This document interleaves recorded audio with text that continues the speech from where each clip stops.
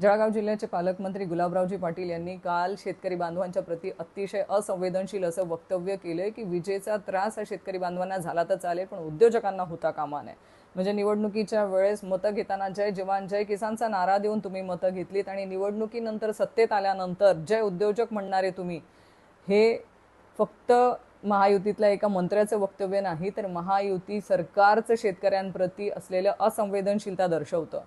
हे वक्तव्य शेतकरी विरोधी शेतकऱ्यांच्या प्रति असंवेदनशीलता दर्शवणारं हे वक्तव्य आहे। आज शेतकरी बांधव हा चारी बाजूने संकटात सापडलेला आहे। महागाई मोठ्या प्रमाणामध्ये वाढलेली आहे, बी बियाण्यांच्या किमती या मोठ्या प्रमाणामध्ये वाढलेल्या आहेत, खतांच्या किमती ह्या मोठ्या प्रमाणामध्ये वाढलेल्या आहेत।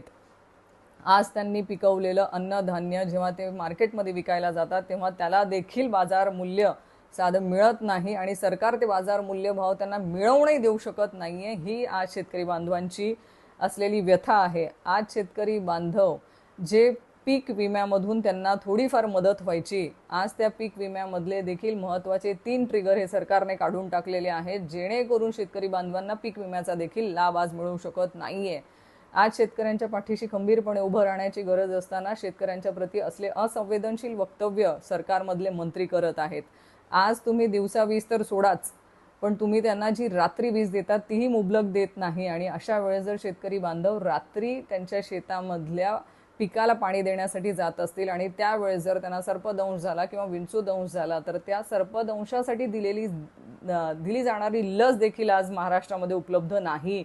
ही लस उपलब्ध का नाही तर ही लस तयार करणारा हाफकिन इन्स्टिट्यूट जे आहे त्या इन्स्टिट्यूटला देण्यासाठी सरकारकडे पैसे नाही आणि म्हणून हाफकिन इन्स्टिट्यूट सर्पदंशाची लस तयार करू शकत नाहीये आणि ती लस तयार होत नाहीये म्हणून ती आज आपल्याला ती लसही उपलब्ध नाही। म्हणजे शेतकरी बांधव मेला तरी चालेल पण आम्ही शेतकऱ्यांसाठी काही करणार नाही, ही जी सरकारची वृत्ती आहे आणि त्याच्यावर तुमचं काही झालं तरी चालेल पण उद्योजक टिकला पाहिजे, उद्योजक टिकला पाहिजे हे आम्ही मानतो, पण शेतकरी बांधवांच्या जीवाशी खेळ करून उद्योग टिकला पाहिजे असं आम्हाला मुळीच वाटत नाही। त्याच्यामुळे असल्या असंवेदनशील मंत्र्यांना सरकारमधल्या प्रमुख नेत्यांनी तरी समज द्यावी आणि कृपा करून माझ्या महाराष्ट्रातल्या शेतकरी बांधवांचा असा अपमान तरी करू नका। त्यांच्या पाठीशी तुम्ही उभं राहू शकत नसाल तर अपमान तरी करू नका, एवढीच माझी विनंती या निमित्ताने राहील आणि असल्या मंत्री महोदयांना समज दिली जावी जेणेकरून पुढच्या वेळेस असले वक्तव्य केले जाणार नाहीत। आमची एवढीच विनंती आहे की एक वेळेस आम्ही शेतकरी सहन करून घेऊ पण उद्योजकाला फार त्रास होतो, कारण की उद्योजकाला मजुराला पैसे द्यायचे, जे लाईट गेली तर असं म्हणता येत नाही की तुला मी पैसे देणार नाही, तो लॉस होतो, त्याच्या प्रोडक्शनवर लॉस होतो आणि दुसरा नवीन येणारा उद्योग काय म्हणतो की जाऊ द्या साला इथं लाईटच मिळत नाही तर कशाला उद्योग टाकायचा।